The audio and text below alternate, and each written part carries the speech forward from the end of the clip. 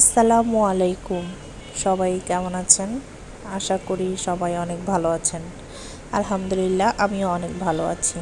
আজকে তৈরি করে দেখাবো বড়ইয়ের টক মিষ্টি ঝাল আচার। তো বড়ইয়ের আচার করতে গেলে প্রথমেই আমি বড়ইগুলোকে ভালো করে বেছে নিচ্ছি, বোটা ভেঙে নিচ্ছি এবং বড়ইগুলো একটু করে মুখ ফাটাই নিচ্ছি। এতে করে হয় কি, সব কিছু ভালোভাবে লবণ ঝাল ভিতরে ঢুকে যায়, টক লাগে না, আর খারাপ বড়ইগুলোও বাছা হয়ে যায়। এই জন্য আমি একটা একটা করে সবগুলো ভালো করে বেছে নিচ্ছি। তো এরপরে আমি এখানে বড়ইগুলো ভালোভাবে ধুয়ে নিয়েছি, দেখতে পাচ্ছেন। এরপর গরম পানিতে আমি এটা ঢেলে দিব, একটু ভাপ দিয়ে ফেলবো, তাহলে অতিরিক্ত টকটা বের হয়ে যাবে। যেহেতু আমি খুব বেশি টক পছন্দ করি না, আপনারা পছন্দ করলে এটা নাও করতে পারেন।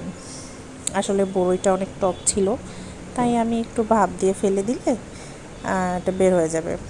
এই যে আমি এখন ঢেলে নিচ্ছি একটা ডালির মধ্যে, এই যে ঢেলে নিয়েছি। এরপর কড়াইয়ে পাঁচফোড়ন দিয়ে দিব।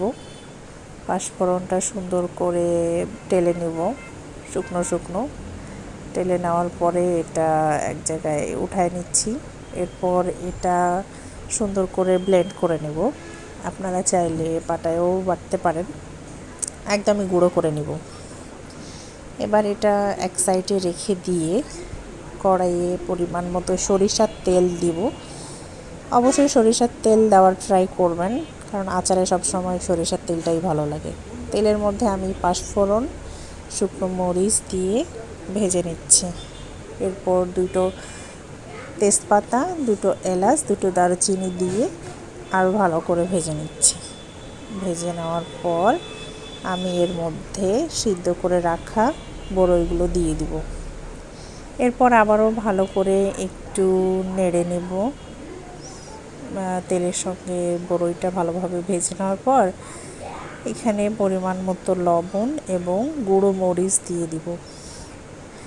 গুঁড়ো মরিচটা আপনি চাইলে আপনার স্বাদ অনুযায়ী কম বেশি করতে পারেন।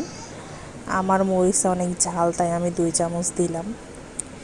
এরপর আমি এখানে পরিমাণ মতো গুড় দিয়ে নিচ্ছি। আপনারা চাইলে চিনিও দিতে পারেন। আমার কাছে গুড় ছিল, তাই আমি গুড় দিয়ে নিচ্ছি। আর আমার মনে হয় যে আচারের জন্য গুড়টাই বেস্ট। চিনির থেকে গুড়ের আচারের স্বাদ আলাদা রকম হয়। তো গুড়টা, এই যে আমি পুরো 1 কেজি এখানে গুড় দিয়েছি, কারণ ওই যে বললাম আমার বড়ইটা একটু বেশি টক ছিল, আর আমি খুব একটা বেশি টক পছন্দ করি না। যেহেতু মিষ্টি আচার বানাচ্ছি, তো একটু বেশি টক হইলে তো এটা ভালো লাগে না। তো গুড়টা দিয়ে অনেকক্ষণ ভেজে নেওয়ার পর প্রায় হয়ে এসেছে। তখন আমি যে গুঁড়ো করে রেখেছিলাম পাঁচফোড়নের গুঁড়োটা, সেটা এখন ছিটিয়ে দিলাম।